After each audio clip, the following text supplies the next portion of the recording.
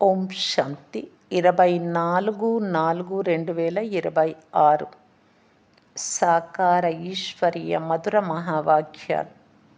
మధురమైన పిల్లలారా, ఇప్పుడు ఇంటికి వాపస్ వెళ్ళాలి. అందువలన దేహభావంను మర్చిపోయి స్వయాన్ని అశరీరీ ఆత్మగా భావించండి. అందరిపై గల మమకారాన్ని తుడిచివేయండి. ప్రశ్న: సంగం యుగంలో పిల్లలైన మీరు తండ్రి నుండి ఎటువంటి తెలివిని నేర్చుకుంటారు?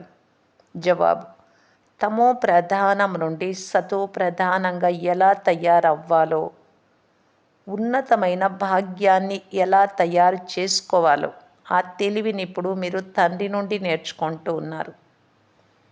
ఎవరు ఎంత యోగయుక్తంగా జ్ఞానయుక్తంగా అవుతారో వారికి అంత ఉన్నతి జరుగుతూ ఉంటుంది. జ్ఞాన యోగాలలో మునిగినట్టయితే ఉన్నతిని తయారు చేసుకునే పిల్లలు ఎప్పుడూ దాగి ఉండలేరు. పిల్లల కర్మల ద్వారా ఎవరు ఎటువంటి ఉన్నతమైన భాగ్యాన్ని తయారు చేసుకుంటున్నారో తండ్రి అర్థం చేసుకుంటారు. పాట: మరణించిన మీ ఒడిలోనే. ఓం శాంతి. పిల్లలందరూ ఈ పాట విన్నారు. పిల్లలు అనగా అన్ని సెంటర్లలోని పిల్లలు.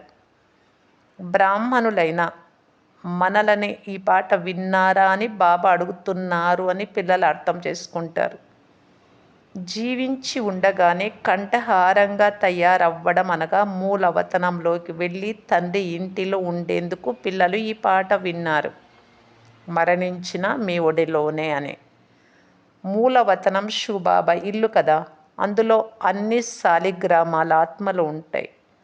బ్రాహ్మణ కుల భూషణులు స్వదర్శన చక్రధారులైన పిల్లలు బాబాయే వచ్చారు అని అర్థం చేసుకున్నారు.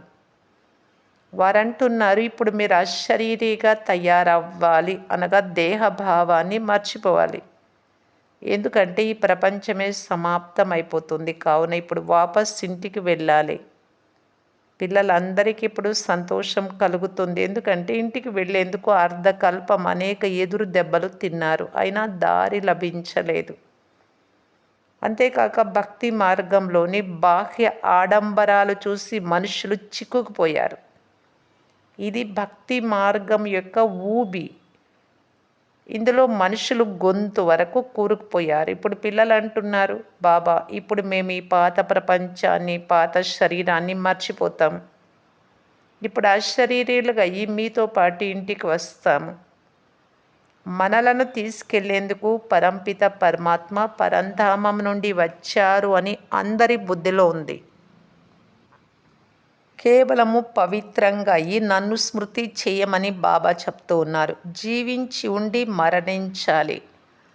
అక్కడ ఇంట్లో ఆత్మలు ఉంటాయి అని మీకు తెలుసు. ఆత్మలన్నీ బిందువులే. ఆత్మలన్నీ నిరాకార ప్రపంచంలోకి వెళ్ళిపోతాయి.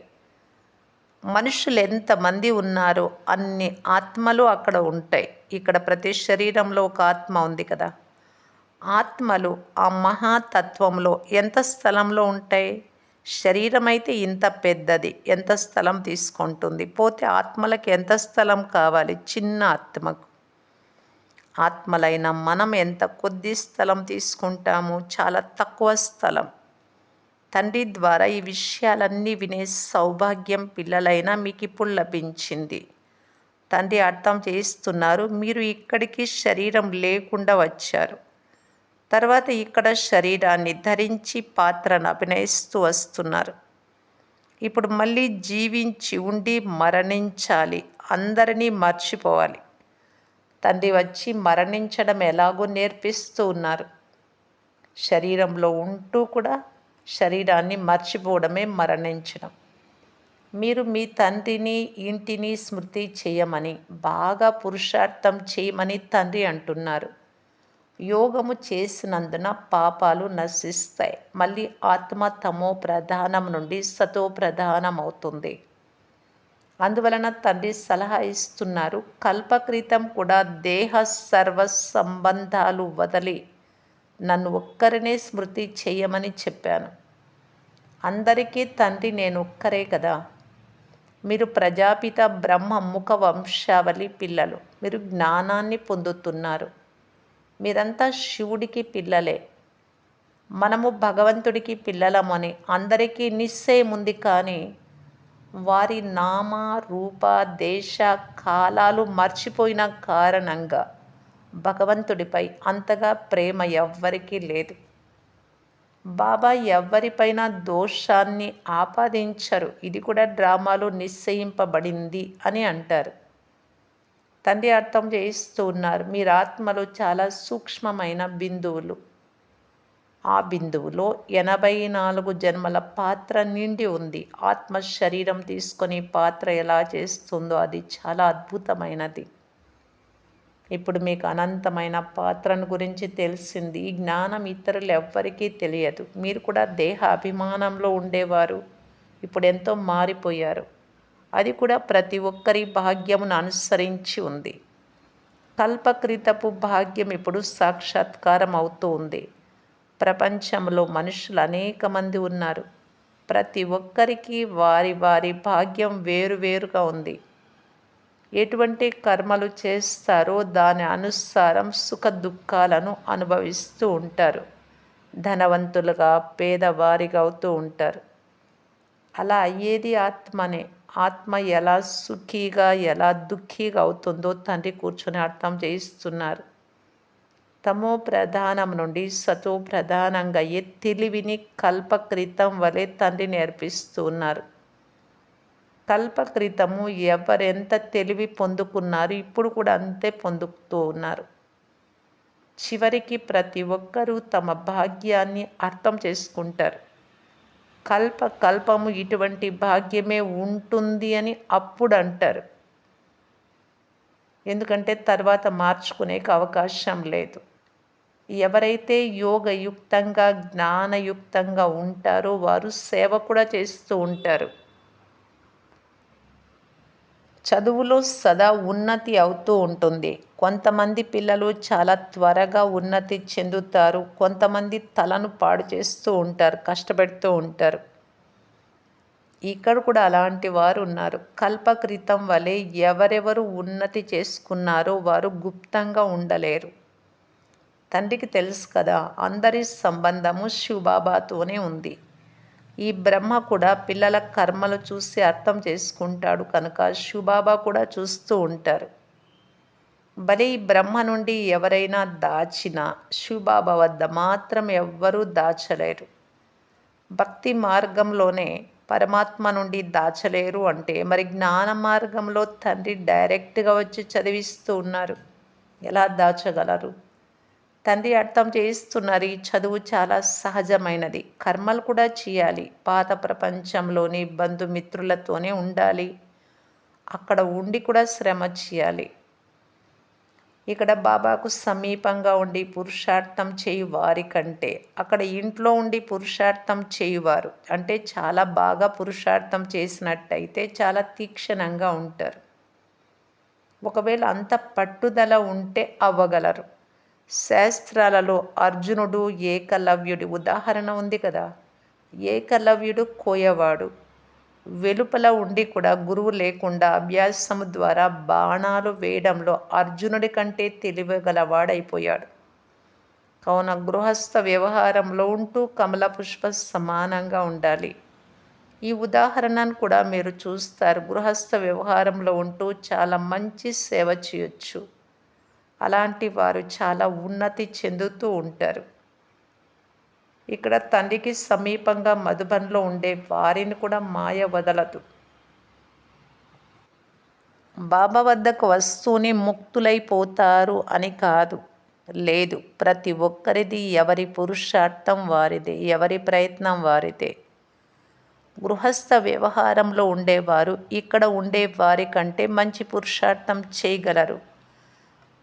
చాలా మంచి పరాక్రమాన్ని చూపవచ్చు. వారిని మహావీరులని అంటారు. గృహస్థ వ్యవహారంలో ఉంటూ కమల పుష్ప సమానంగా ఉండి చూపించాలి. బాబా మీరు వదిలేశారు అని కొందరు అంటారు. బాబా అంటున్నారు, నేనెక్కడ వదిలాను? నన్ను వదిలిపెట్టి మీరే వెళ్ళిపోయారు.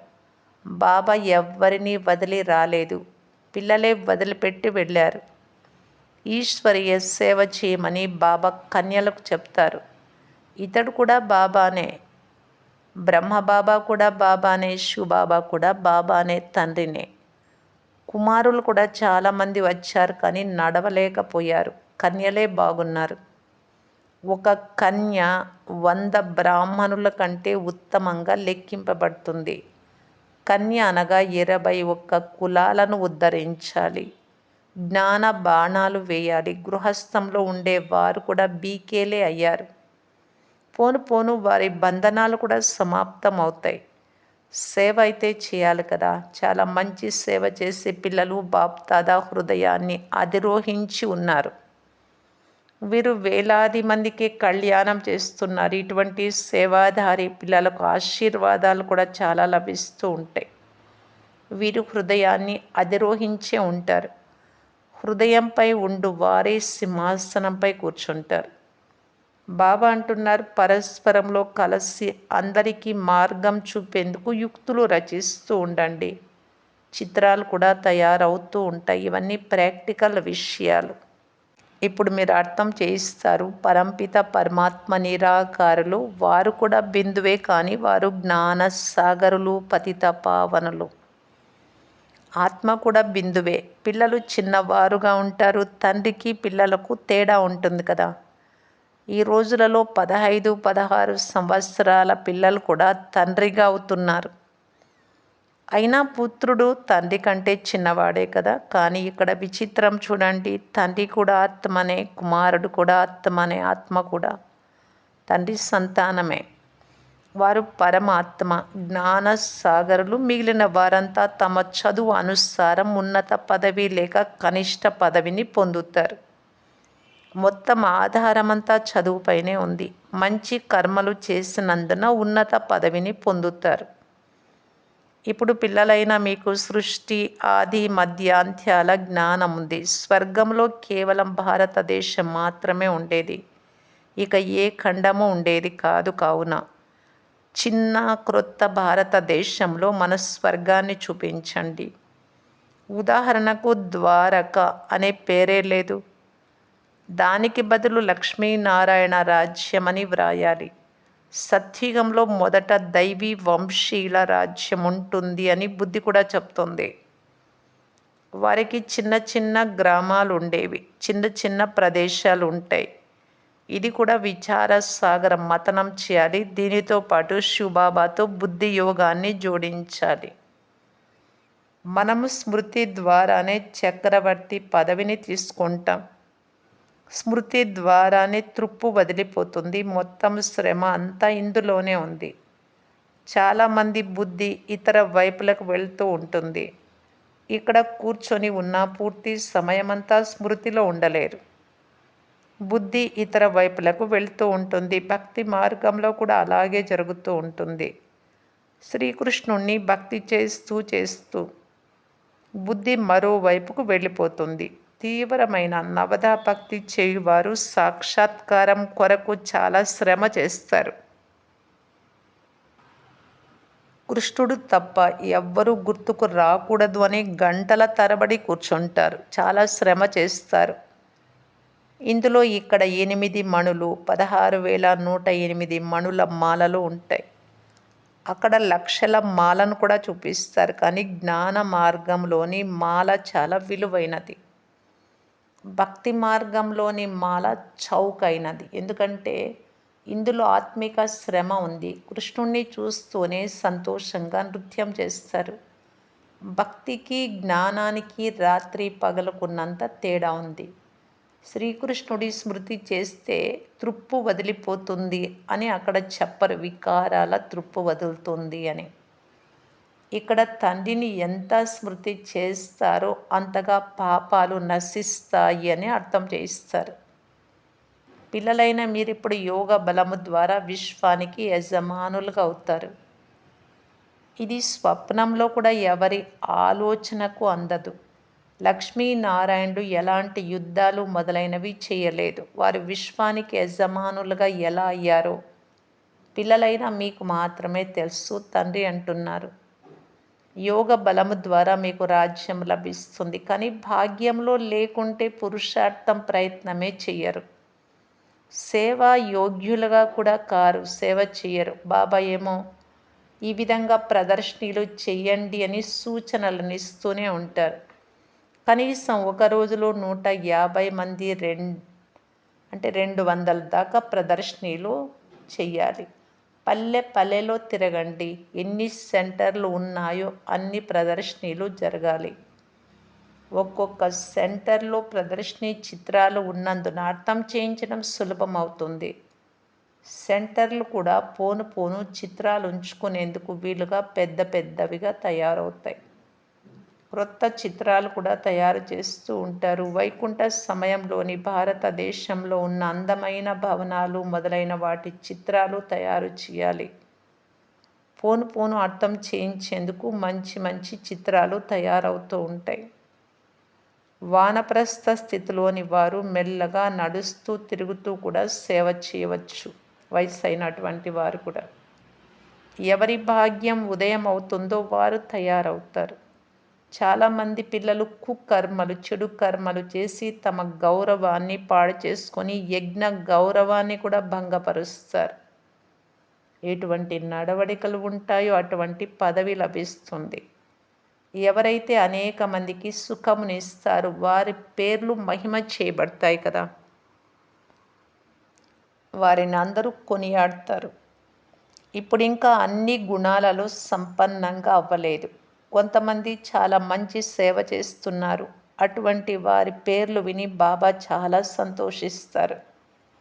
సేవాధారి పిల్లలను చూసి బాబా సంతోషిస్తారు. వారు సేవలో బాగా శ్రమ చేస్తూ ఉంటారు. సెంటర్లు తెరుస్తూ ఉంటారు. దాని ద్వారా వేలాది మంది కళ్యాణం జరుగుతుంది. వీరి ద్వారా మళ్ళీ చాలామంది వస్తారు. ఇంకా ఎవ్వరూ సంపూర్ణులు అవ్వలేదు. ఏవో కొన్ని తప్పులు కూడా జరుగుతూ ఉంటాయి. మాయ వదిలిపెట్టదు.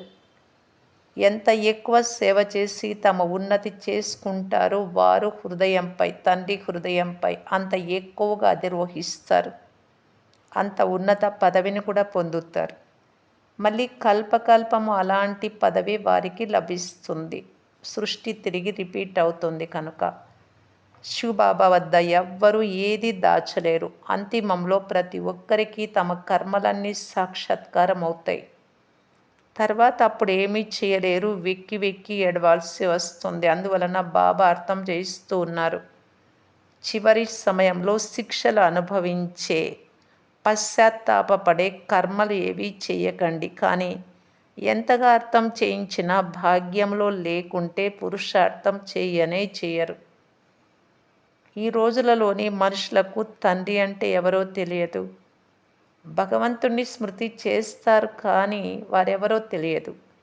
భగవంతుడు చెప్పేది వారు వినరు.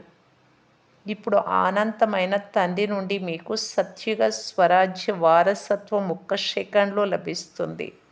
శివబాబా పేరును అందరూ ఇష్టపడతారు కదా. అనంతమైన తండ్రి నుండి స్వర్గ వారసత్వం లభిస్తూ ఉంది అని పిల్లలకు తెలుసు. మంచిది. మధురాతి మధురమైన అపురూపమైన పిల్లలకు మాతాపిత బాప్దాదాల ప్రియ స్మృతులు మరియు గుడ్ మార్నింగ్. ఆత్మిక పిల్లలకు ఆత్మిక తండ్రి నమస్తే. ధారణ కొరకు ముఖ్య సారము. ఫస్ట్ పాయింట్, మీ నడవడికల ద్వారా తండ్రి పేరును, యజ్ఞము పేరును ప్రఖ్యాతి చేయాలి. తండ్రి గౌరవాన్ని పోగొట్టే కర్మలేవీ చేయరాదు. సేవ ద్వారా మీ భాగ్యాన్ని మీరే తయారు చేసుకోవాలి. సెకండ్ పాయింట్, తండ్రి సమానం కళ్యాణకారులుగా అయ్యి అందరి ఆశీర్వాదాలు తీసుకొని ప్రథమ స్థానాన్ని పొందుకోవాలి. గృహస్థ వ్యవహారంలో ఉంటూ కమల పుష్ప సమానంగా ఉండేందుకు మంచి సాహసాన్ని చూపించాలి. వరదానము, సతో ప్రధాన స్థితిలో స్థితమై ఉండి సుఖశాంతులను అనుభూతి చేసే డబల్ అహింసక్ భవ. సదా తమ సతో ప్రధానమైన సంస్కారాలలో స్థితమై ఉండి సుఖశాంతులను అనుభవం చేయటమే సత్యమైన అహింస. హింస అనగా దాని ద్వారా దుఃఖము, అశాంతి ప్రాప్తిస్తుంది.